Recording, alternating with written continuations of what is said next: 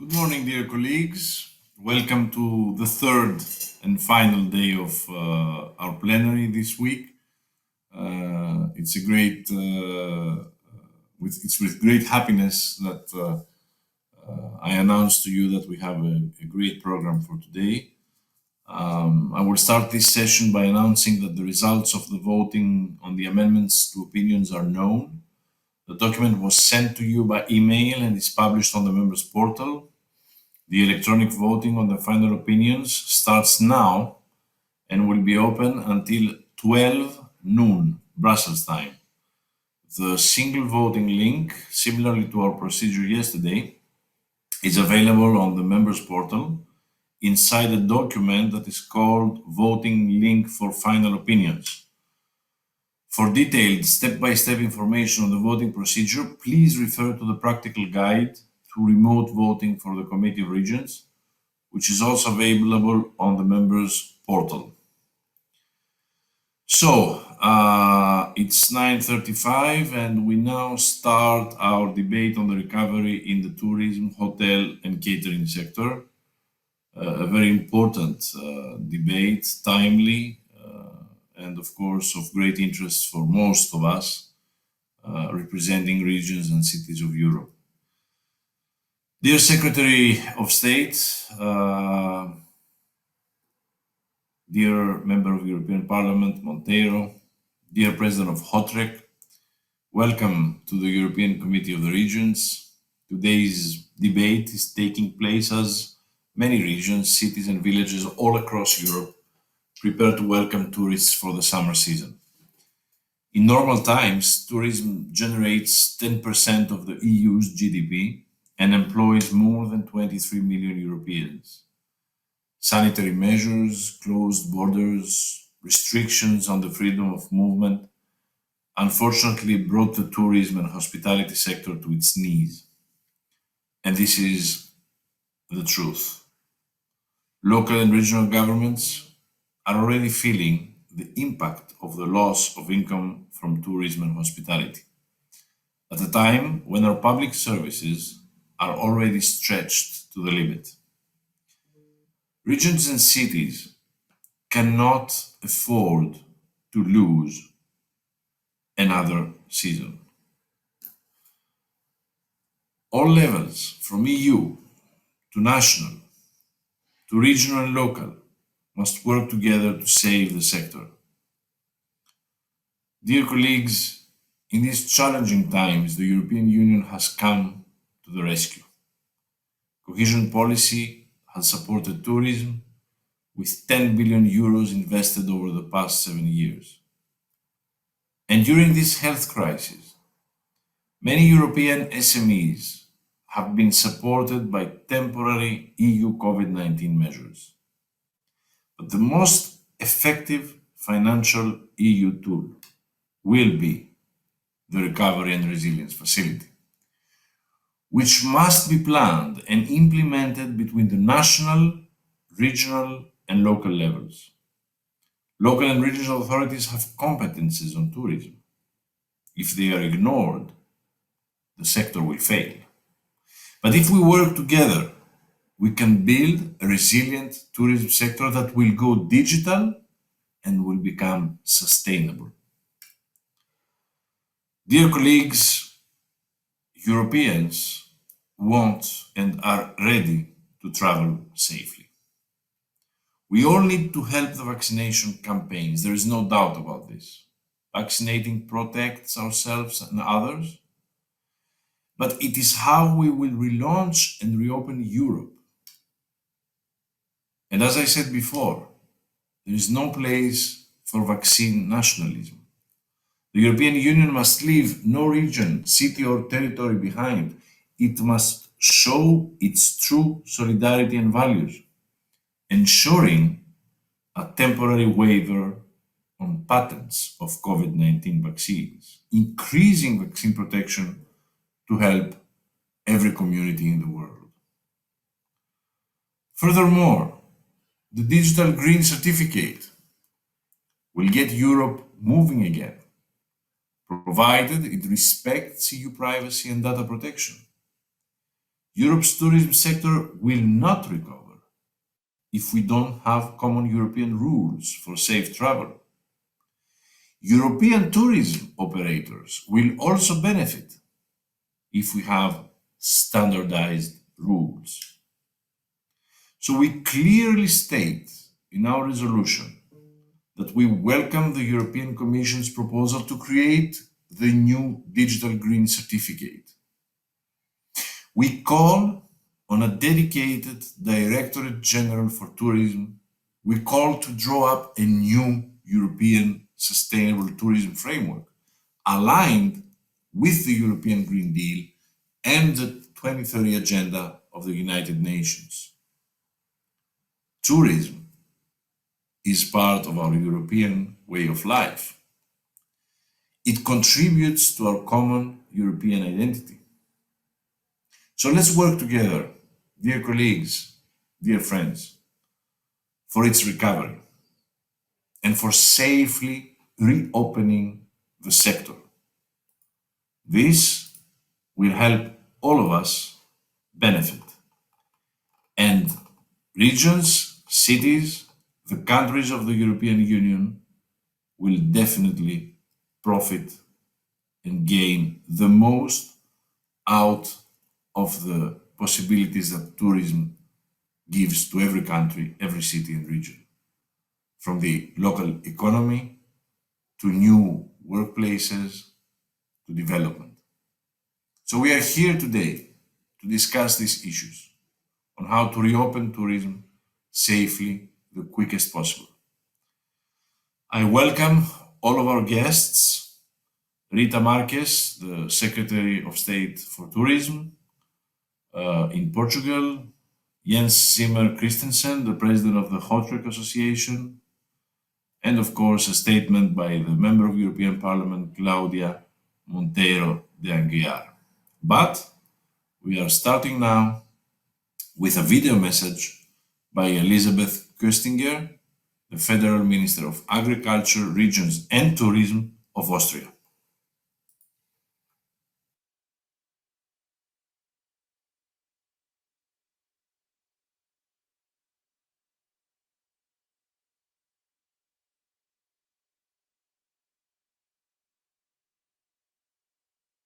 Societies and economies, in particular our regions. As we know, the tourism sector is responsible for more than 10% of European Union's GDP and of some 12% of European total employment. The pandemic has hit tourism and our economies like a hurricane. Those regions with a high tourism intensity have therefore suffered the most and consequently need to redouble efforts to rebuild a resilient and sustainable tourism sector.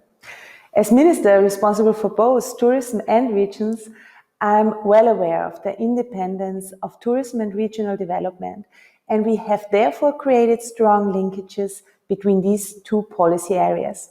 For example, in promoting regional products from the gastronomy.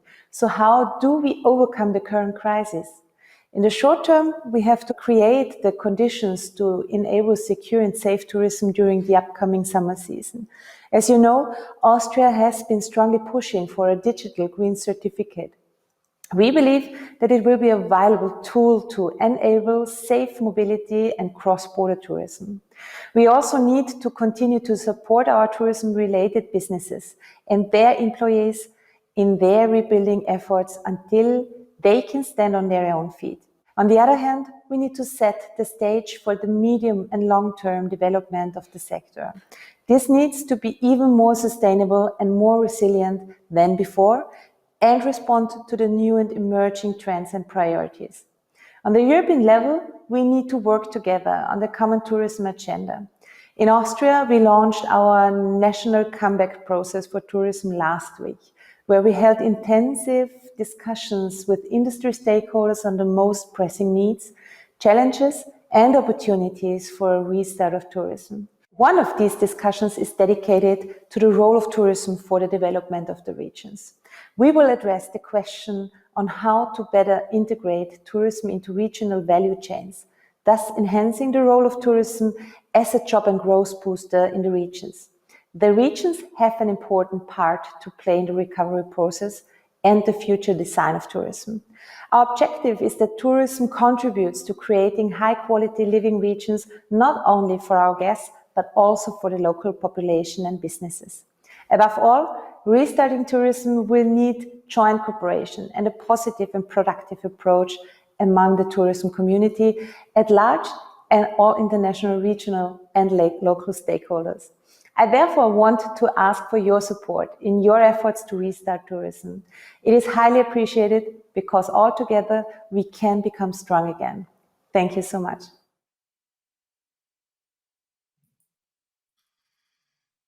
Thank you very much. I would like now to welcome the Secretary of State for Tourism of Portugal, Rita Marques. Secretary of State, thank you for accepting our invitation. We are really glad to have you in our plenary debate for this very important subject. So the floor is yours now. Thank you so much. I hope you can hear me and see me well. So first of all, I would like to thank you so much for having me. I would like to thank the Committee of Regions Presidency for the very kind invitation and to be part of on this plenary, and of course to have the opportunity to present and also discuss what we have been doing for the tourism sector. We are living a critical moment. This is the time to take decisive European actions towards this sector that gave so much to all of us. We have now the chance to act without any delay in order to provide the necessary financial support to alleviate the lack of liquidity of many tourism businesses and to prevent massive losses in the jobs and to help the sector come out of this recession. And that's pretty much our biggest priority in the short term. So we all know that reopening of the sector depends on the epidemiological situation across Europe. We also know that the vaccination rollout process is evolving across Europe. But we have the chance to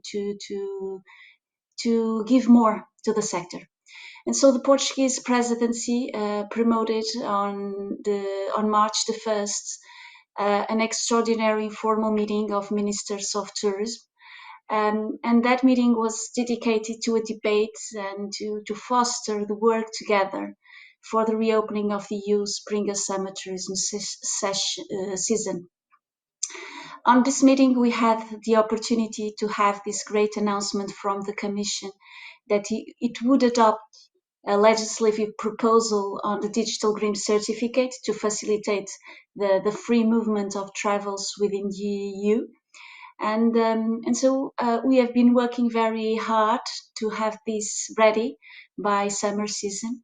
And at the same time, we also have been working very hard to extend this coordinated approach to on travel restrictions, not only in the EU, but towards third countries, including, of course, the UK.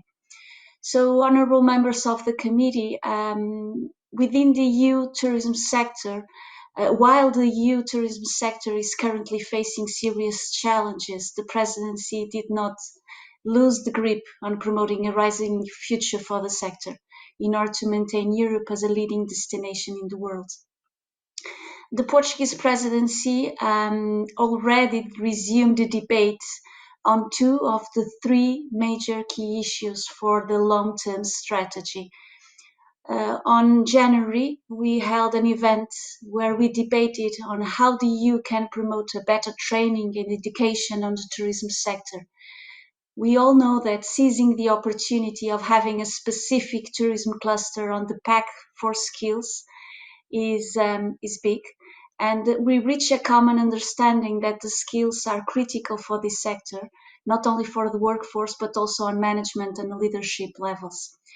Also on March, the presidency hosted another important meeting, the Directors General for Tourism, dedicated to innovation and digital. And we had an expert event on big data management for tourism, where it was very clear that some work has still to be done in this area, namely by public authorities, in the access to big data and how to make it available to the economic operators, special SMEs, but also for the regions, of course.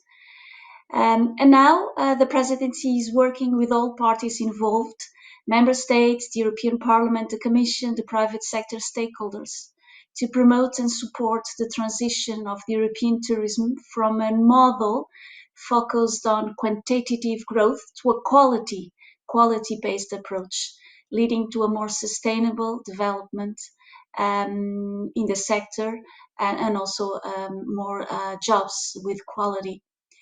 The ambitious vision will be part of the future European Agenda for Tourism 2030-2015 that has underpinned shared priorities, that has a roadmap towards a sustainable, innovative, resilient, social tourism ecosystem, where the regional approach will play for sure a very important role. This is one of the key objectives of the Council conclusions on tourism that we are currently negotiating and discussing with all member states to be adopted in late May. So the presidency is very much committed to working with all European institutions, including, of course, the Committee of Regions, and with all international organizations and tourism stakeholders on the development of this shared agenda, a very ambitious agenda for the future of the sector. Again, we are very honored that the President of the Committee of Regions has accepted to take part in the discussion that will take part in May the 14th. This is the last event related with tourism from the Portuguese presidency. And this event will help us to prepare the ground for launching this agenda that I just mentioned. And I would like very much to invite all the honorable members of this committee to attend, namely in the workshop of Green and Territory, where the regions will have a special attention. We'll have a specific workshop on this matter. So thank you again for having me, and I will be around to answer any questions that you might have. Thank you so much. Thank you very much, Ms. Marques. The floor now to the member of the European Parliament, Claudia Monteiro de Aguilar. Muito bom dia a todos, cumprimentar o Sr. Presidente e agradecer o convite para estar aqui neste vosso encontro, nesta vossa reunião, para debater um setor importantíssimo para a economia dos vários países da União, mas um setor importantíssimo também para a Europa. A Europa, o primeiro destino turístico do mundo, recebeu o ano passado, em 2020, menos 70% de turistas internacionais em relação ao ano anterior. Aos dias de hoje sabemos que estão em risco entre 6 e 11 milhões de empregos. Quando falamos de turismo, falamos obviamente de um conjunto, uma cadeia de valor imensa, um conjunto de stakeholders que trabalham direta e indiretamente para o turismo. Falamos de empresas de hotelaria, de restauração, do pequeno comércio, de espaços culturais. Falamos de pequenas e médias empresas, mas acima de tudo estamos a falar de pessoas, estamos a falar de famílias. E nos últimos anos este setor foi efetivamente o que mais contribuiu para países como a Grécia, como Portugal, o meu país, como Espanha. Portanto, eu julgo que estamos no momento certo de unir esforços, juntar esforços entre todos, todas as instituições, para, neste momento de crise, apoiarmos claramente todas as regiões, sem deixar nenhuma região para trás. Precisamos ter, obviamente, um olhar específico também para a ultraperiferia. Sabemos que as ilhas têm constrangimentos específicos, nomeadamente de acessibilidade, têm economias mais frágeis e, portanto, é nosso dever também olhar para estas regiões, para a ultraperiferia, consagrando também um apoio específico que nós temos vindo a pedir no Parlamento Europeu e que pedimos também que todas as instituições europeias se juntem, se unam para, efetivamente, darmos aqui o apoio necessário. a retoma da economia europeia, a retoma da economia dos Estados-membros, das nossas regiões, não se fará sem o turismo. E tem de haver a coragem política, a vontade política para lançar apoios financeiros, lançar um conjunto de um roadmap para apoiar do ponto de vista financeiro, mas também do ponto de vista da orientação, de como vamos fazer, como vão as regiões fazer esta dupla transição que se quer, uma transição digital e uma transição ambiental, mas que precisa de ser apoiada.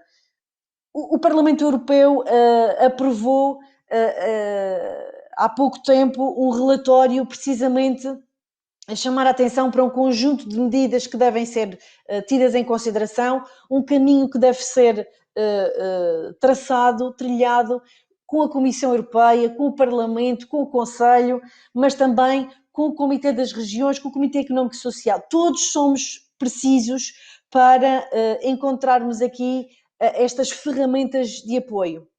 Obviamente que temos de tornar o processo de vacinação o mais célere possível na União, esse é o fator crucial e chave neste momento, tratar da questão de saúde dos cidadãos europeus em primeiro lugar, mas depois há todo um conjunto de medidas que devemos pensar, uma estratégia que deve ser bem definida, sem uma linha de financiamento, sem apoio direto ao turismo no quadro financeiro plurianual.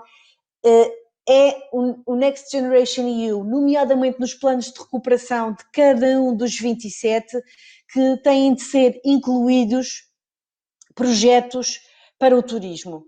A Comissão vai lançar agora em maio um projeto, um guia para o turismo, um overview 360 graus sobre todas as possibilidades de financiamento do setor, ou seja, não existe um programa único como nós, Parlamento, queríamos, mas há um conjunto de possibilidades de financiamento que nós temos de fazer chegar aos Estados-membros e às regiões para que criem projetos para alavancar este setor. É pedido também que os Estados-membros analisem, se possível, a redução das taxas de IVA sobre os serviços de viagens e turismo, mas há um conjunto de medidas que a nível europeu podemos fazer. Por isso, também no Parlamento Europeu pedimos que seja criada uma agência europeia para o turismo, que se financie também questões de marcas, da marca Europa para o turismo, que se apoie, como foi dito aqui anteriormente, as novas skills, a formação para que todos os envolvidos no setor tenham esta formação e possam estar capacitados para a nova transformação digital que está a acontecer sem margem de dúvidas, mas também há de facto um conjunto de medidas que nós estamos preparados, queremos apoiar o setor e queremos olhar para as regiões dando-lhes um tratamento diferenciado, porque temos de tratar diferente aquilo que é diferente. O Parlamento Europeu está motivado e empenhado em fazer todo este apoio. Contamos com o Comitê das Regiões para, junto da Comissão Europeia, traçarmos melhores planos, melhores ferramentas para apoiar nesta recuperação económica que necessita ser feita já, preferencialmente, neste verão. Se o plano de vacinação correr bem em toda a União, estaremos preparados para apoiar viagens e turismo, a mobilidade dos cidadãos europeus de forma segura e apoiando os Estados-membros e as nossas regiões. Thank you very much for your intervention. The floor now, and I want to welcome the president of Hotrack Association, Jens Simmer Christensen. The floor is yours, President.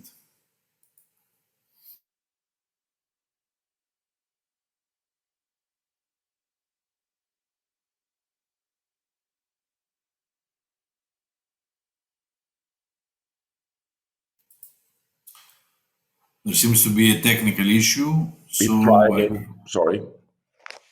Okay, please go ahead. Hello, President. Go ahead. We'll start all over. Mr. President, thank you. And dear President, Ministers, members of the European Parliament, members of the Committee of the Regions. Thank you for inviting HUTREC to speak today. HUTREC members are 45 national associations from 33 countries. Although tourism does not have a separate budget line in the EU, we try to be optimistic, but also have to be realistic. As I speak, some businesses are in the reopening phase. However, many are still either closed, some by law, while others are operating on the brink of disaster. At HUTREC, we are particularly vigilant on the issue of level of deaths.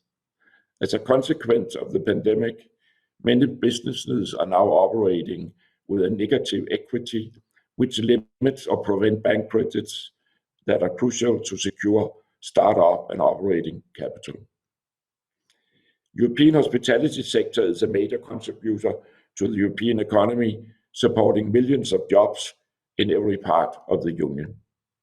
As representatives of cities, rural areas and regions, you will appreciate that hospitality, apart from its economic contributions, play an important social role in the communities. The sector supports a diverse and wide-ranging supply chain, including many small companies. On the positive side, the ongoing vaccination programs provide us with light at the end of the tunnel. The development of the coronavirus vaccines went historically fast, and the relatively rapid rollout of vaccination programs already provide some protection. This said, our sector will also be affected by the pandemic in the coming years. Predictions suggest that we will not return to pre-COVID levels until 2023 or 2024. However, I am convinced that our sector will prevail. And what does it take? We do need support through the entire length of the crisis and beyond. From the beginning of the crisis, the European Union and the member states have deployed massive support programs via the temporary framework or SURE mechanisms. This still provides lifeline support to companies and workers. When the pandemic struck in 2020, the closing down quickly had devastating effects.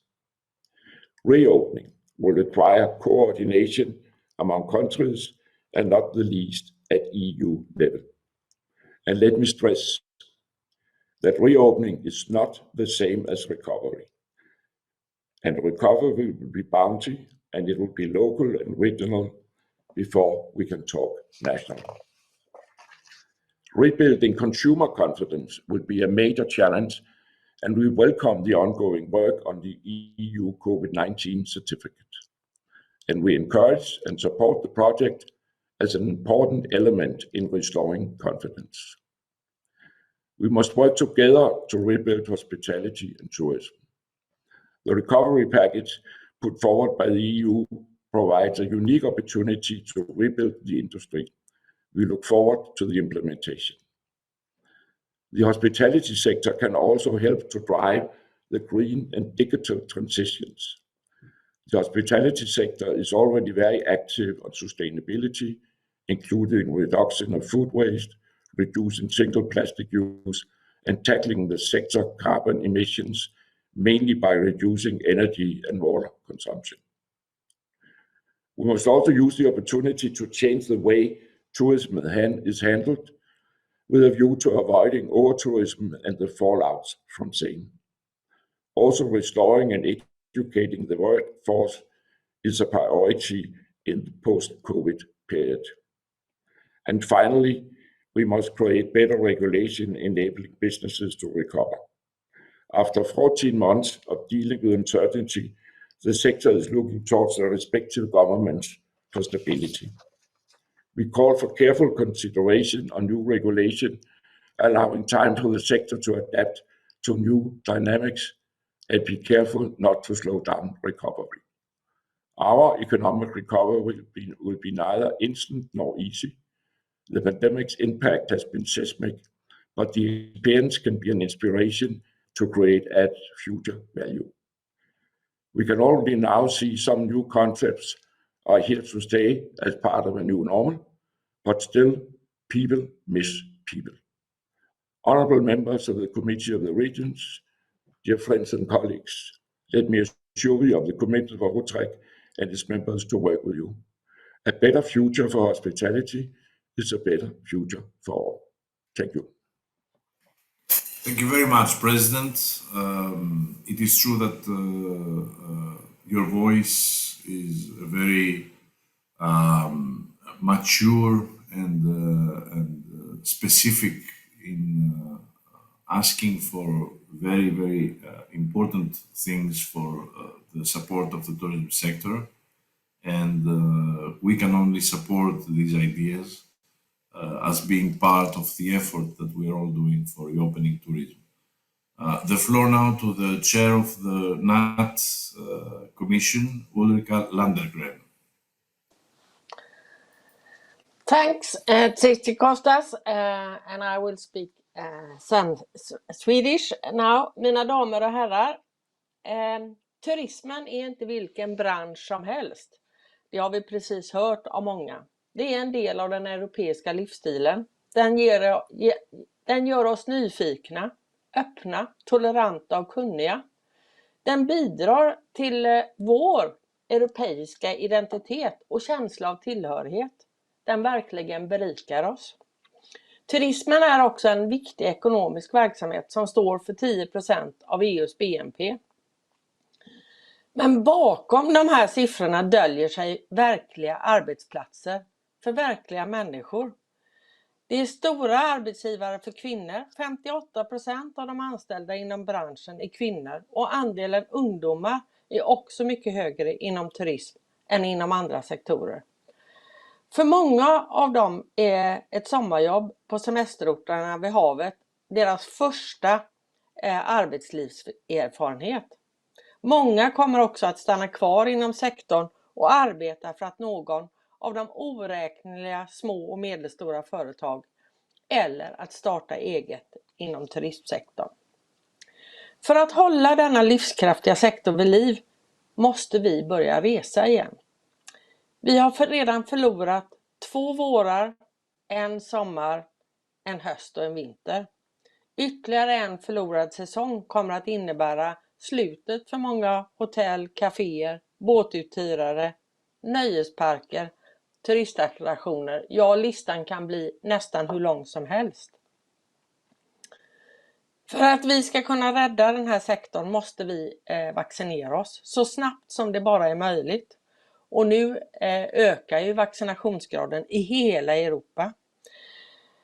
Vi måste hålla oss friska och återupptäcka glädjen i att resa, träffa människor och besöka nya platser. Mina kollegor i nattutskottet och jag har därför anslutit oss till att kampanjen I will do it. Och jag har redan vaccinerat mig. Vi vill bekämpa vaccinationsmotstånd och uppmuntra människor att vaccinera sig. Det handlar om solidaritet och ansvarstagande. Så jag uppmanar er, bästa kollegor, att följa vårt exempel, att delta i kampanjen. Vaccinera er, få era digitala gröna intyg och börja res igen. Och min sista uppmaning, ta hand om er, men var också smarta. Strunta i de överfulla resmålen och upptäck Europas fantastiska natur- och landsbygdsområden. Efter att ha suttit hemma i alla dessa månader tycker jag att ni ska passa på att tillbringa semestrarna utomhus, i bergen, på lokala gårdar, vid floder eller sjöar. Cykla, rid, vandra, paddla, kanot, segla. Ja, låt oss vända blad när det gäller massturism och se till att njuta av våra semestrar på ett hållbart sätt. Det är så vi gör Europa stort igen och låter turismen växa. Tack!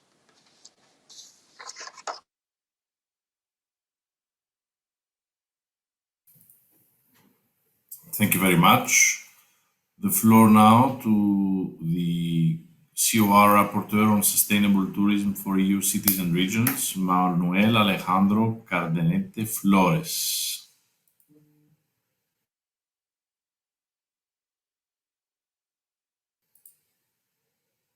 We cannot hear you. Thank you very much, Mr. President. Dear member of the Committee of the Regions, I'm going to change to Spanish. Me gustaría recordar a los Estados miembros y a las instituciones de la Unión Europea la importancia de asignar recursos financieros suficientes para el sector y desarrollar una política turística europea a largo plazo con el fin de tener una industria turística sostenible y de calidad, basada en el respeto por el medio ambiente y la lucha contra el cambio climático. Ha llegado el momento de actuar y centrarse en cómo mejorar los modelos actuales de turismo y también del transporte, asegurando que sean plenamente sostenibles desde la perspectiva social, económica y medioambiental. La crisis nos debe suscitar un debate que sentará las bases de resiliencia y sostenibilidad en los tiempos venideros de ambos sectores. Acogemos con satisfacción la rápida respuesta de la Unión Europea al rescate del turismo y el transporte, y en particular a la comunicación de la Comisión Europea sobre Turismo y Transporte 2020 y más allá, así como las recomendaciones y directrices que la acompañaron. De hecho, nuestro propio dictamen hacia un turismo más sostenible para las ciudades y regiones de la Unión Europea, aprobada en el seno del Comité de las Regiones el pasado mes de diciembre, así como también el dictamen de la eurodiputada Claudia Monteiro, quien ha hablado también anteriormente en este debate, estableciendo una estrategia para el turismo sostenible para la Unión Europea, inciden en cuestiones comunes, algunas de las cuales paso a comentar a continuación. En primer lugar, instamos a la Comisión y al Parlamento Europeo a que incluyan en el próximo programa estadístico sistemas y herramientas de seguimiento que se adapten mejor a las necesidades específicas de las regiones y ciudades, permitiendo una trazabilidad adecuada de las políticas turísticas aplicadas. En segundo lugar, proponemos la elaboración de un nuevo marco europeo de turismo sostenible, alineado con el Pacto Verde y la Agenda 2030 de las Naciones Unidas, teniendo en cuenta las estrategias regionales pertinentes. Y finalmente, pedimos a la Comisión Europea que estudie la posibilidad de crear una dirección general dedicada al turismo sostenible, algo que también he tenido el placer de escuchar de mi colega de Portugal, la señora Rita Mayor. Y rogamos asimismo al Parlamento Europeo que piense en la creación de una comisión parlamentaria especial centrada en el turismo sostenible. Muchas gracias, señor presidente. Muchas gracias. Dear colleagues, we now open our debate to the members of the European Committee of the Regions, and we start with Nikola Dobroslavic from the EPP for 2 minutes, please. Thank you, President. Dear colleagues, I will speak in Croatian. Turizam je u cijeloj Europskoj uniji važna gospodarska djelatnost. Ona je u Hrvatskoj još važnija jer se otprilike 15 do 20% BDP-a stvara u turizmu. U Dubrovačko-neretvanskoj regiji, mojoj regiji, taj je postotak još i viši. A Dubrovnik je lani imao pad turističkog prometa veći od 80%, što je istinska gospodarska katastrofa. Hrvatska vlada dobro kontrolira pandemiju, spašava gospodarstvo mjerama za održanje zapošljavanja i za likvidnost tvrtki. Sad, kad je dobava cjepiva ubrzana, nužno je organizirati ubrzano cijepljenje svuda, a posebno u turističkim regijama. Također je nužno omogućiti slobodno kretanje građana u cijeloj Europskoj uniji, za što je potrebno utvrditi protokole što će koristiti i turizmu.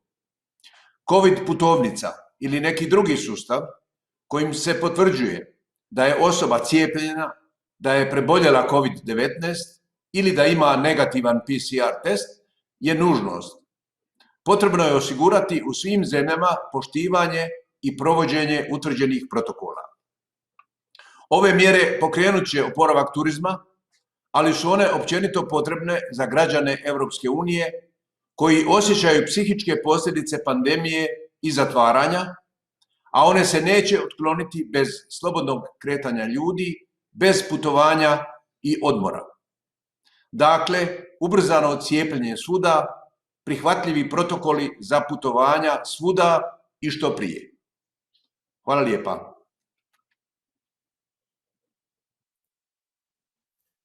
Thank you very much. The floor now to Donato Toma from the EPP for 2 minutes, please. Grazie, mi sentite?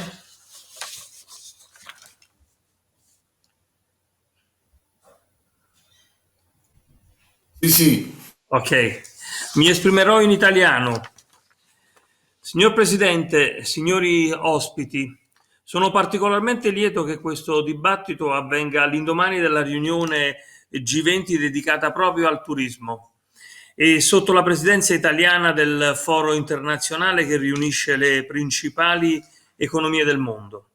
I leader mondiali hanno concordato che la ripresa del settore turistico giocherà un ruolo essenziale nella ripresa economica e sociale dell'intera Unione Europea. Quando parliamo di turismo pensiamo soprattutto alla straordinaria diversità del nostro continente. Pensiamo al gigantesco indotto di piccole e medie imprese sul quale si reggono le economie e la tenuta sociale di interi territori. Al turismo è legata a filo doppio la salvaguardia del patrimonio artistico e architettonico, spesso e volentieri delegata alle autorità regionali e locali. Dal turismo dipende la tutela del paesaggio, della gastronomia, delle tradizioni locali che si reggono grazie a un settore che prima del Covid era in espansione e ora si trova in piena crisi per il secondo anno consecutivo.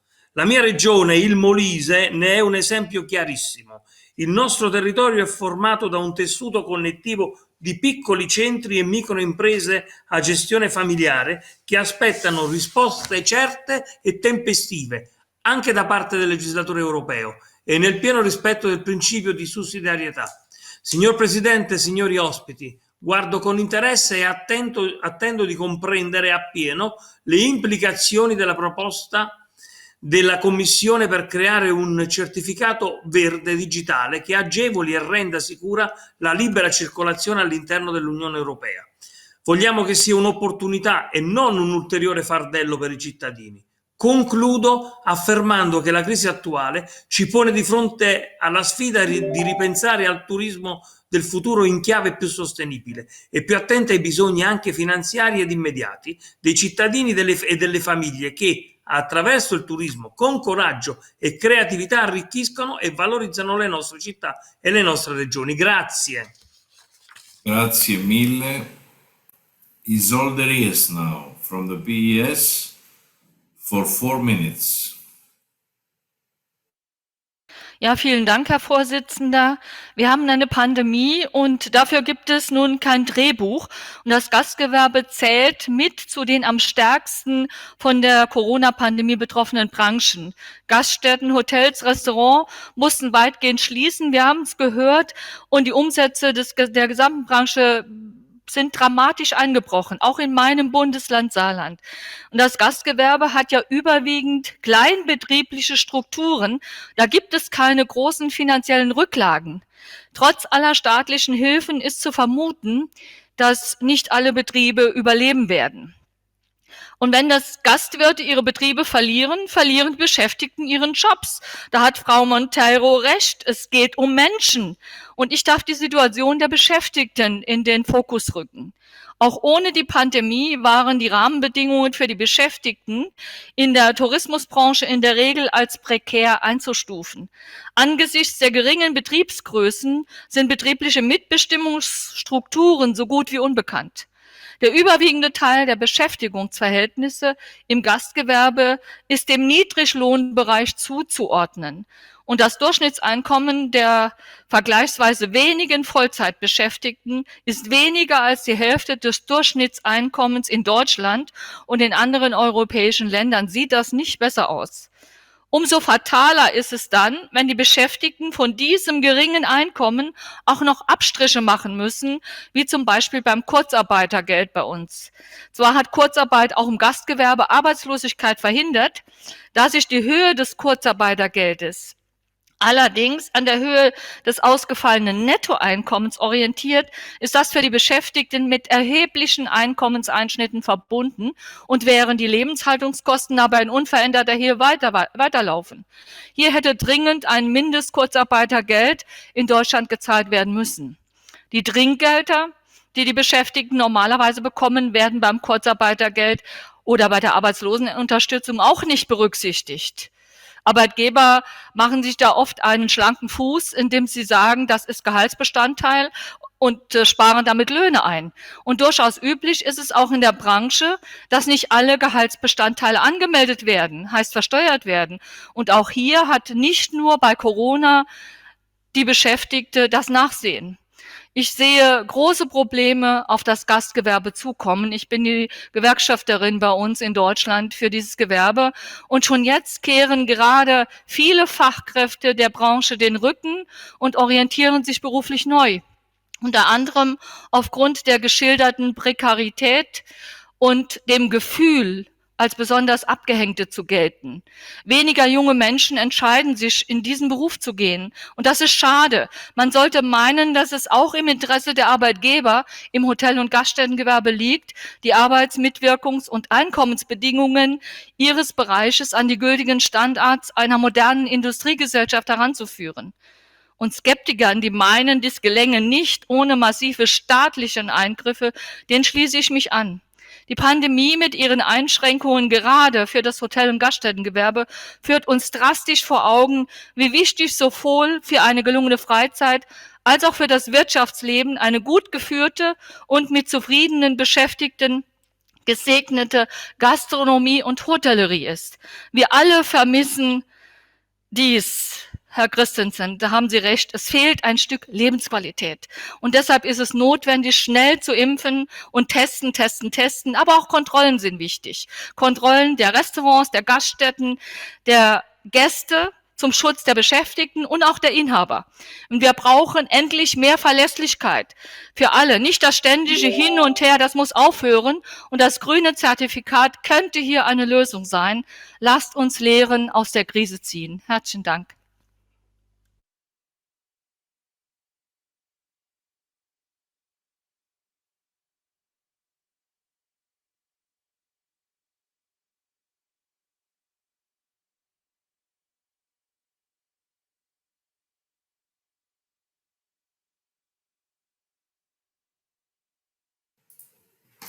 Thank you very much. We now move to Mirja Vehkapera from Renew Europe for 3 minutes, please. Kiitos puheenjohtaja. Heräsin Suomessa aamulla lumisateeseen.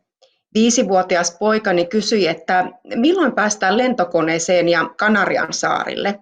Vastausta on vaikea antaa. Matkakuume kun kasvaa kaikenikäisillä. Covid-pandemian vaikutukset matkailuun ovat Euroopassa mittavat, osin pysyvät. Matkailualan konkurssiaalto on vasta tulossa, jos pandemia vielä tästä pitkittyy. Tarvitsemme Euroopan tasoisia jäsenmaiden ja paikallistason päätöksiä, jotta matkailun palvelualat ja työpaikat pysyvät hengissä. Euroopan tasolla pandemiatilanne on saatava hallintaan. Riittävä rokotekattavuus, rajoitusten purkamista hallitusti ja varautumista terveysturvalliseen matkailuun.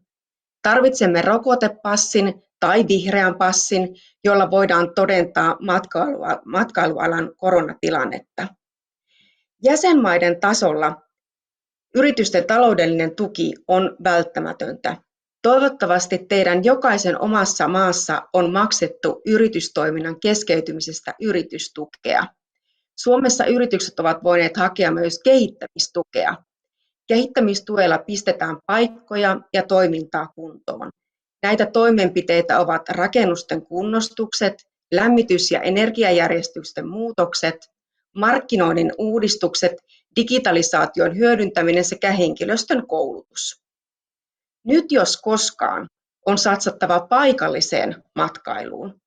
Suomessa Lapin hiihtomatkailukeskukset ja mökit ovat olleet talvella täynnä, täysin kotimaan matkailijoiden ansiosta. Mökkibuumi, lähimatkailu ja etätyöskentely jatkuvat tästäkin eteenpäin. Meillä keskustellaan jo kaksoiskuntalaisuudesta, jossa jokainen maksavat kuntaveronsa, ne jaettaisiin asuinkunnan ja vapaa-ajan kunnan välille. Paikallisesti olemme auttaneet matkailu- ja ravintola-alaa vuokrien joustoilla, tulevan kesän ulkoilu- ja terassilupien laajennuksilla kaupunki markkinoi paikallisia palveluita yritysten kanssa ja onpa mietitty kuntalaisille jaettavan palvelu- tai matkailusetelinkin jakoa. Ravintola-alalle koronarajoitukset ovat olleet todella julmat. On ollut pakko keksiä selviytymiskeinoja. Nyt tilataan kauppaostoksia suoraan kaupan kassalle tai kotiovelle. Ihmiset ovat käyttäneet tilauspalveluita. Take away-ruokaa myydään valtavasti. Uusia toimintamalleja tulee koko ajan lisää. Esimerkkinä ruokarekka, johon etukäteen tilataan ruoka-annokset viikon tarpeisiin ja jaetaan ne sitten sovitun reitin alueelle. Odotan lähimatkailukesää ja mahdollisesti terveysturvallista matkailusyksyn alkua. Kiitos. Thank you very much. The floor now to Marco Malsilio from the ECR for 2.5 minutes. Thank you. Sì, buongiorno e grazie Presidente. Al fine di consentire nel più breve tempo possibile una ripresa del comparto turistico, riteniamo prioritario implementare protocolli sanitari in grado di conciliare la tutela della salute con le esigenze degli operatori turistici. Più questi protocolli saranno efficienti, maggiore sarà la fiducia dei turisti nella scelta delle destinazioni. Difficilmente i viaggiatori si recheranno in paesi dove il controllo degli accessi è mal gestito, con un basso indice di vaccinazioni e con un'alta incidenza epidemiologica, ovvero in quei paesi dove sono imposti coprifuoco o quarantene. Alcuni trend emersi durante la pandemia si consolideranno nell'immediato futuro. Le destinazioni sostenibili, caratterizzate da una bassa densità turistica, saranno preferite rispetto alle località storicamente deputate al turismo di massa. Pertanto la programmazione turistica si dovrà concentrare anche sulla valorizzazione di questa naturale predisposizione delle nostre località interne e costiere. Come ECR abbiamo proposto di investire sullo screening, creando un database di tamponi che possa essere interrogato tramite QR code. Abbiamo individuato da subito come soluzione immediata quella di dotarsi di un certificato verde digitale, un Green Pass, sull'esempio di ciò che l'Organizzazione Internazionale delle Compagnie Aeree, la IATA, sta sperimentando attraverso un'applicazione per dispositivi mobili con la quale gestire test e vaccini effettuati.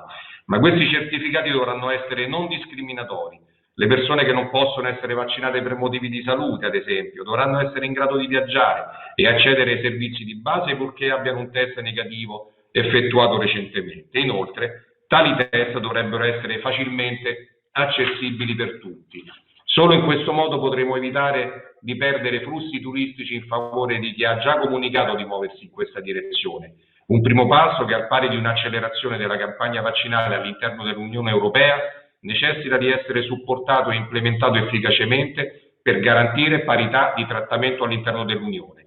Occorrerebbe infine intervenire per tutelare le imprese balneari fortemente penalizzate in paesi come l'Italia dalla direttiva UE sui servizi, la direttiva Bolkestein.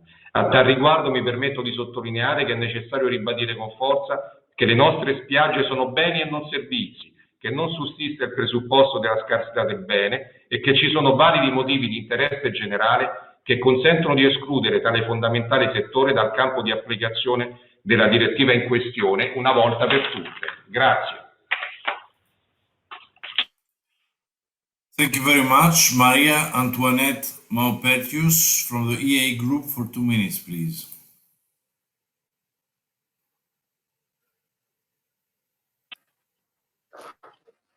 Oui, merci Monsieur le Président. Madame la Ministre, Madame la Secrétaire d'État, Madame la députée, Monsieur le Président, la crise du Covid a montré l'importance du secteur touristique pour l'économie européenne. C'est lorsque les déplacements ont été perturbés que nous avons tous compris quelle était la valeur de cette industrie, son rôle moteur pour nos villes, nos régions et les effets néfastes que la pandémie pouvait avoir sur ce secteur et sur toutes les filières qui en dépendent, en amont comme en aval. En particulier, l'hébergement et la restauration représentent dans de nombreux territoires des centaines d'entreprises familiales, parfois installées depuis plusieurs générations. Certains se sont considérablement endettés, d'autres ne rouvriront pas. Des propriétaires de bars, de restaurants ne peuvent pas reprendre leurs activités, même lorsque les fermetures administratives sont levées parce qu'ils n'ont pas de terrasse en plein air, ils ne peuvent pas appliquer la distanciation sociale. Les saisonniers perdent leur emploi, les fournisseurs sont impactés. Mon territoire, la Corse, a payé un lourd tribut à la crise, non seulement parce que son PIB dépend à près d'un tiers du tourisme, mais aussi parce que c'est une île et qu'elle dépend totalement des transports extérieurs. Sur l'année 2020, la moitié de la recette touristique s'est évanouie, près d'1,5 milliard d'euros, 15% du PIB, avec des effets dépressifs sur l'ensemble de l'économie. Dans le cadre du plan de relance Next Generation EU, nous avons obtenu une enveloppe globale d'environ 33 millions d'euros au titre de REACT-EU que nous mobiliserons bien sûr pour aider nos entreprises à se relever, mais aussi pour renforcer notre stratégie de tourisme durable, un tourisme 4 saisons, pourvoyeur d'emplois, mieux réparti dans l'espace et dans le temps, plus résilient au choc. Nous avons signé aussi le 27 avril dernier une feuille de route de relance du tourisme avec notre État membre qui va dans ce sens.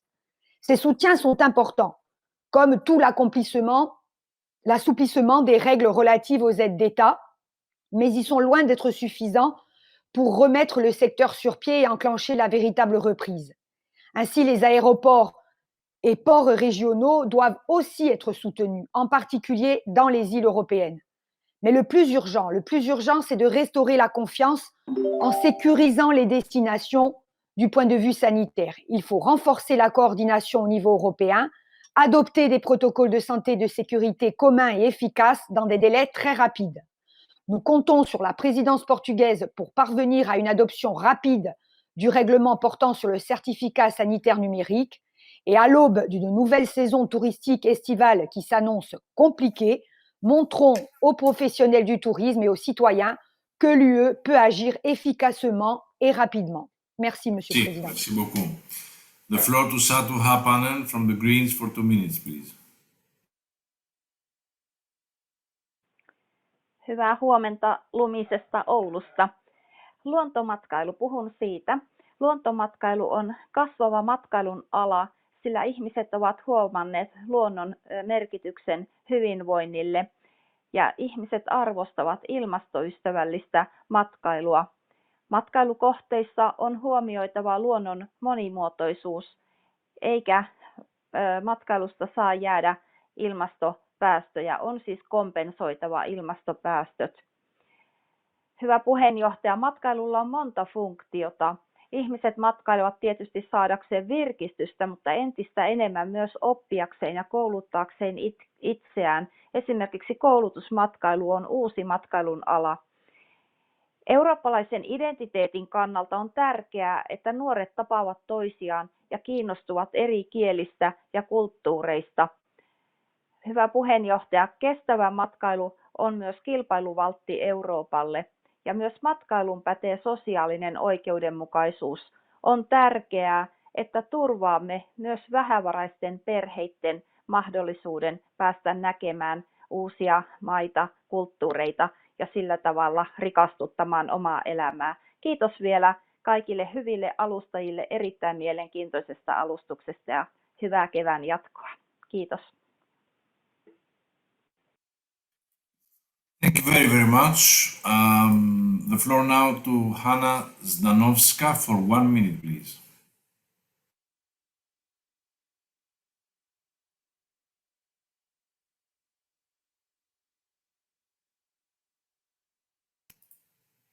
Hanna, we cannot hear you. There is no sound.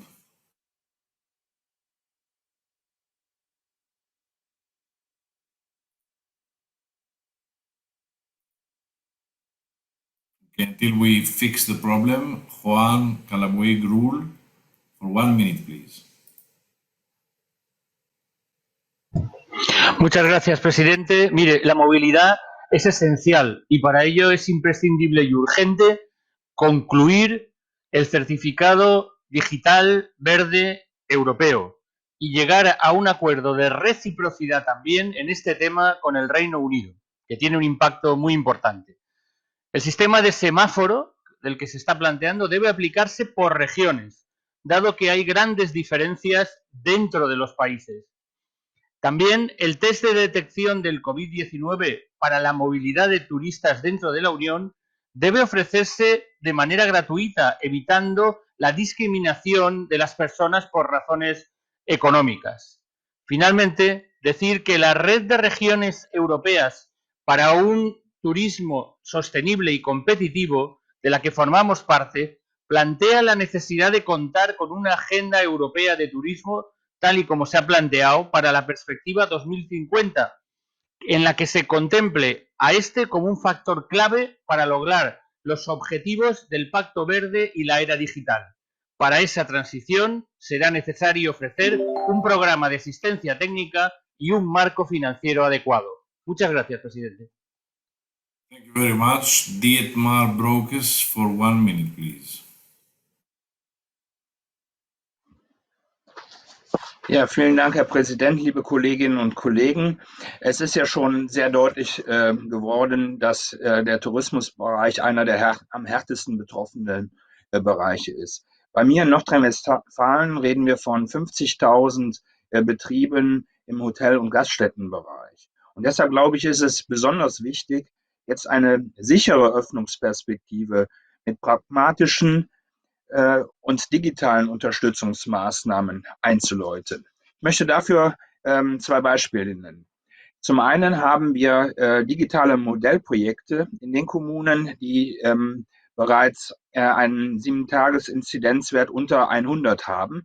Dort werden digitale Maßnahmen, digitale Werkzeuge ausprobiert, um gerade auch wieder im Kultur- und Sportbereich zum Beispiel, aber eben auch in der Gastronomie dort wieder sicher zu öffnen. Und wir haben ein Budget von 11 Millionen für sogenannte Digital-Coaches eingerichtet, um den betroffenen Betrieben zu helfen, eben über die Digitalisierung für einen sicheren Tourismus zu sorgen. Vielen Dank. Dankeschön. Sonja Ledl-Rossmann, please, for 1 minute.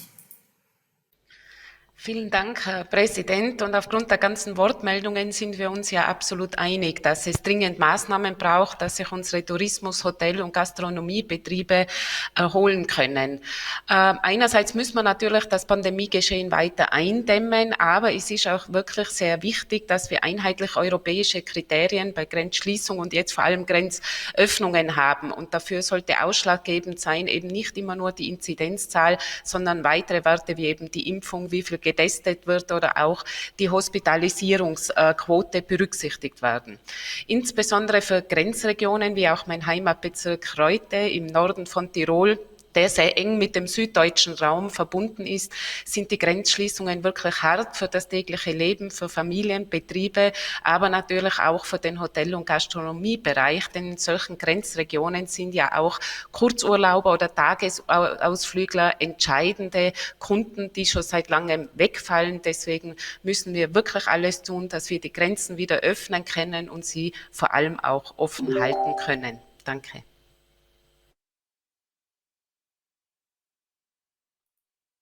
Thank you very much. Piero Mauro Zanin for 1 minute. Grazie Mr. President, cari colleghi, cari e gentili ospiti. Io credo che il Comitato delle Regioni dovrebbe impegnarsi principalmente per far sì che i fondi del Recovery Fund promessi dall'Unione Europea siano indirizzati verso la ripresa specialmente delle aree interne che si occupano di turismo, perché la ripartenza delle aree più importanti sarà sicuramente più veloce, mentre le aree interne patiranno questa pandemia. E per fare questo, se penso al Friuli Venezia Giulia, una regione al nord-est dell'Italia, penso che necessariamente dovremo promuovere interventi che favoriscono il turismo lento e che mettano, per esempio, in Friuli Venezia Giulia in rete i siti UNESCO, i 5 siti UNESCO che abbiamo, una delle regioni che ha il maggior numero di siti UNESCO per abitanti. E un'altra cosa essenziale è sostenere tutta la rete enogastronomica che può sostenere l'impresa del turismo attraverso la promozione di aziende che producono prodotti biologici e a chilometro zero. Grazie, Mr. President.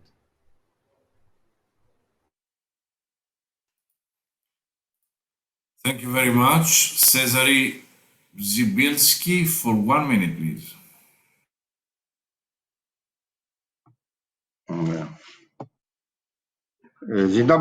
Dzień dobry Państwu, Panie Przewodniczący, koleżanki i koledzy. Reprezentuję Dolny Śląsk, region, dla którego turystyka jest jednym z głównych filarów rozwoju. Chcąc ratować tę branżę, uruchomiliśmy system finansowego wsparcia, który pozwolił przetrwać wielu przedsiębiorcom i uratować miejsca pracy. Prowadzimy też działania pozafinansowe, na przykład kampanię zachęcającą do korzystania z walorów turystycznych regionu i specjalne serwisy internetowe promujące lokalne oferty. Teraz, gdy staramy się uruchomić powtórnie naszą gospodarkę, ważne jest współdziałanie, bo władze samorządowe, instytucje otoczenia biznesu i przedsiębiorcy doskonale zdają sobie sprawę z poniesionych strat.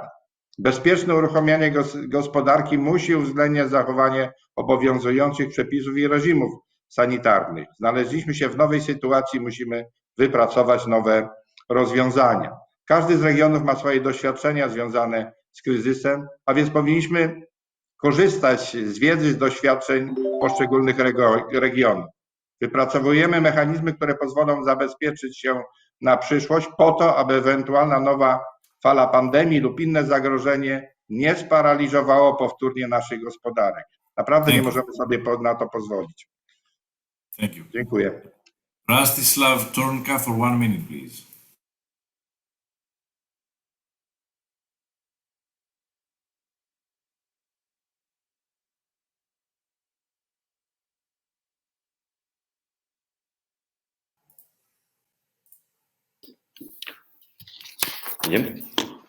Vážený pán predseda, vážení rečníci, drahí kolegovia, uvedomujeme si, že aj keď sa život mnohých z nás zlepšuje, život malých a stredných podnikateľov bude ešte dlho iný. Ako región veríme, že si aj teraz zaslúžia našu pomoc. V Košickom kraji sme sa preto rozhodli podporiť mnohé projekty ekoturizmu. Žiadateľom o grant sme sľúbili, že im poskytneme maximálnu súčinnosť a možnosť využiť naše odborné kapacity. Práve zodpovedné cestovanie do prírody a oblasti s kultúrnou tradíciou je potrebné veľmi výrazne podporovať a propagovať. Takéto spoznávanie vedie k ochrane prirodzeného rázu krajiny, k zachovaniu zvykov a pôvodného charakteru života v regiónoch a teda k ochrane našej európskej rozmanitosti. Napríklad, ako vieme, banskú činnosť sa snažíme v Európe utlmiť a transformovať túto aktivitu na ekologickejšie formy priemyslu. Vážení kolegovia, prajem nám, aby sa nám naše zámery podpory v regiónoch úspešne podarilo realizovať. Ďakujem za pozornosť.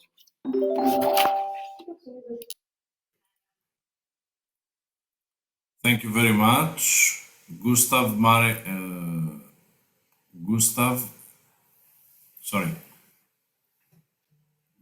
Marek Brzezin, please, for 1 minute.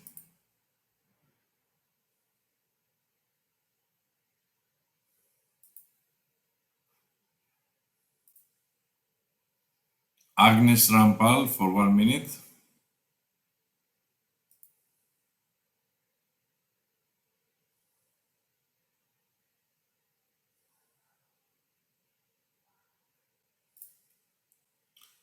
Bert Häggblom for 1 minute.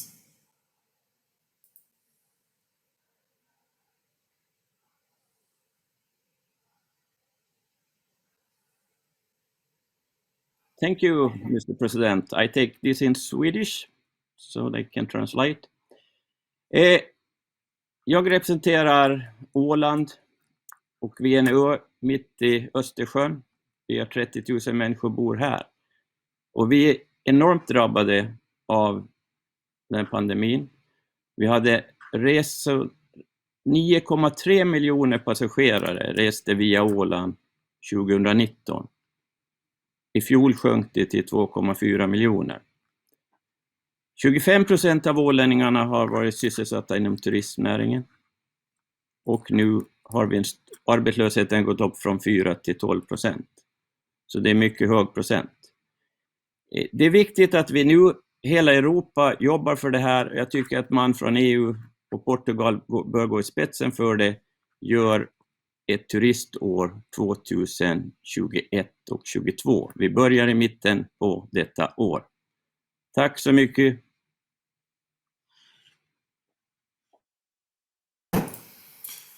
Thank you very much. Ivan Alexiev, please. For 1 minute. Добър ден, уважаеми колеги и приятели. Радвам се, че се виждаме, независимо, че е онлайн и се надявам на есен наистина да се видим и в Брюксел. Но като кмет на община с туристически профил от България, изложените до този момент факти и проблеми важат с пълна сила и за нас. За нашата община Поморие, намалял туристопоток, намалели приходи, загуба на работни места и наистина следва да отбележим, че това е може би един от най-пострадалите сектори, като щетите под формата на загуби, отново ще се повторя, това е изключително важно, на работни места, на приходи за местните власти, на възможности за развитие ще ни преследват още дълги години. Ето защо, според мен, за съживяването на туризма ще са необходими не само много години, но и много милиарди евро. И сега е моментът тези пари да бъдат планирани по начин, който да създаде истински зелен и устойчив продукт, който да отговаря на очакванията на бъдещите поколения. В тази връзка бих желал да изкажа пълната си подкрепа за участието на местните власти и администрации в изготвянето на плановете за възстановяване. Благодаря. Thank you. Hanna Zdanovska, please, for 1 minute. Panie Przewodniczący, Szanowni Państwo, mam nadzieję, że teraz wszyscy już mnie usłyszeli. Łódź jako trzecie największe miasto i świetnie położone postawiła na turystykę MICE. W wyniku pandemii niestety obłożenie tych wydarzeń, które związane są z turystyką MICE spadło o 77%, a międzynarodowych aż o 91%. Szacujemy, że turyści biznesowi zostawili minimum 50 milionów euro mniej niż w roku 2019. Dlatego branżę tą czeka drastyczne redukcje zatrudnienia. Apeluję w związku z czym do Komisji Europejskiej, żeby nie pomijać turystyki biznesowej przy projektowaniu programów pomocowych dla europejskiej branży turystycznej, bo jednak ta turystyka powoduje, że rozmawiamy ze sobą, wymieniamy się doświadczeniami i przede wszystkim możemy być takim faktycznie kołem napędowym do odbudowy zrównoważonej europejskiej gospodarki po pandemii. Dziękuję bardzo.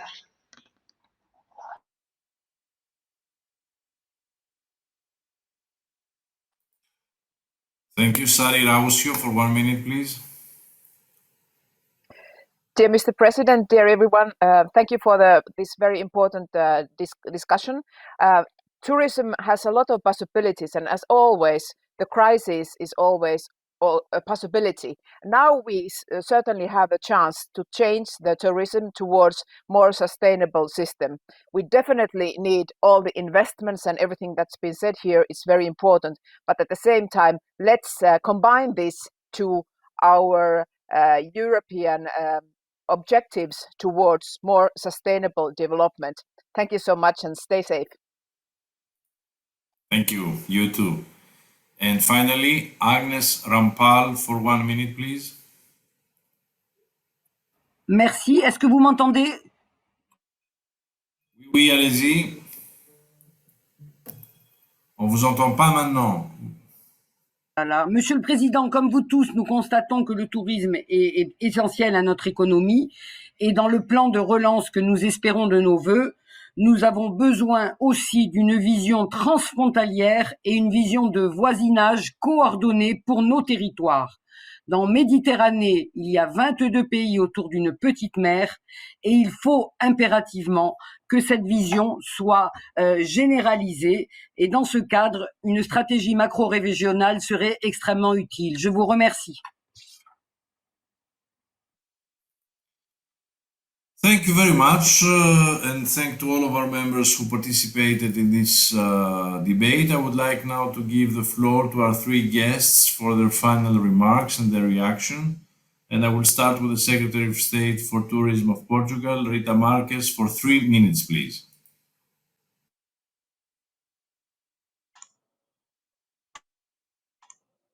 Is it working? Can you hear me? Yes, yeah. go ahead. Okay, perfect. Okay, so thank you again for your very insightful inputs. After listening to you all, I have 3 main topics that I would like very much to address. First of all, it seems that we are very much concerned about the pandemic consequences in the tourist sector. But this is also an opportunity to reinvent the sector and to see its potential as far as economic growth, employment, social and environment sustainable development, and everything that's pretty much related to these topics. So this crisis is really an opportunity for us to identify the tourism contribution towards the preservation and promotion of the European values, our cultural heritage, and also the regional impact of it, of course. So I think this is the first message that I would like very much to convey to you. And second message is, of course, we do know that quality education, skills development here play an important role. So we think that tourism could really lead the way as far as young people, gender equality, lifelong learning processes. And this is really important now. We should encourage student and professional exchanges in order to improve the digital skills by tourism professionals at all levels. And again, because tourism is a very complex activity that has impact across several activities, because tourism is an horizontal activity that depends and influences several sectors, I do believe that training and qualification of high skill professionals is really something that we should pursue. The third message, and and that I think this is important. We all know that we have this ambition to develop a sustainable, responsible, resilient social tourism policy and strategy. But we also know that this strategy or this ambition depends on funding. And so it's very important to invite the Commission to think about tourism in the long term. That's why I mentioned in the very beginning the need to have an agenda for 2030, 2015. But again, as funding is concerned, we do need to have the correct or the adequate funding sources for tourism in order to push for its high potential, its high impact in all the other sectors, and to continue to give a huge contribution for the economic activity in Europe. And so at the end of the day, it seems that we do need a comprehensive funding sources for tourism, not only in the next framework, but also in the next generation EU, as has been said before. A last note about the impact of all this. So we should monitor the impact. And so that's why we have been advocating the need to have a tourism dashboard that could really be a tool for all tourism ecosystem, including, of course, the regions. And this tool could serve to help it could be used to help to assess the strategies and the policies that all of us would like to implement, and to determine future goals towards the development of tourism in a more social, responsible way, as we all aim at. So thank you again for this very nice invitation, and we'll do our best at the Portuguese presidency to pursue these goals for sure. Thank you for your cooperation. Thank you very much, Secretary of State, Ms. Marquez, for your participation and your very valuable input. I now give the floor to the Member of the European Parliament, Claudia Monteiro de Aguiar, for 3 minutes. Thank you. Mr. President, Mrs. de Aguiar is not connected anymore. Okay, which means that the floor now goes to the President of the Hotrec Association, Jens Zimmer Christensen, for 3 minutes. Thank you very much, Mr. President, and I have been listening with interest to the various remarks today. No doubt, when you use the expression tourism, hospitality, a certain part of the market is covered by domestic national guests. This said, international travel, cross-border travel, is essential for the sector to survive. And when we do talk hospitality and tourism, it also includes conferences, meetings, trade fairs, culture, museums, concerts, and so forth. I have come to the conclusion that although certain temporary solutions can further the tourism business, in the end, it will have to be vaccination and a certain kind of herd immunity, which will have to save us in the long run. The worst things which can happen now is that we have to close down again because we get a third or fourth wave over Europe, and the fact that certain countries are advanced in administering vaccinations and are receiving a certain immunity level.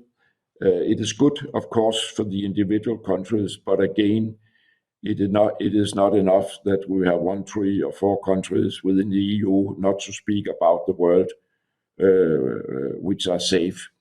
It has to be the whole world, more or less, which we have to vaccinate. And of course, what I say here is easier said than done, but that is also because we expect 2021 this year more or less to be lost, unfortunately, not the least as far as hotels are concerned in the bigger cities. But as I've said in my introduction, we remain optimistic, and we will beat this, and we will recover for the benefit of all. Thank you.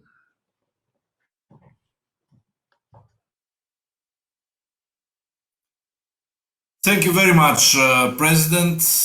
Dear colleagues, ladies and gentlemen, I would like to thank, first of all of our guests who participated in this very interesting debate. Indeed, we have discussed this very important issue on tourism and how we will reopen tourism in a safe manner, the quickest possible, because this sector is beneficial for the economies of most European countries, and of course, at the same time, it's creating thousands and hundreds of thousands of jobs all across Europe. So indeed, especially for countries like mine, like Greece, tourism is the #1 priority for now. So having said that, I want to thank again the State Secretary, the Minister, and the Member of the European Parliament, as well as the President of HOTREC, for being here today with us. And I also want to thank each and every one of you, colleagues, who have followed and participated in this very important debate of the third day of our plenary this week. We will now move to a break, and we will reconvene at 11:30 a.m. in half an hour, Brussels time, for the very, very interesting debate on the Conference on the Future of Europe, which starts on Sunday. So I will be looking forward for this interesting debate in half an hour from now. Thank you very much.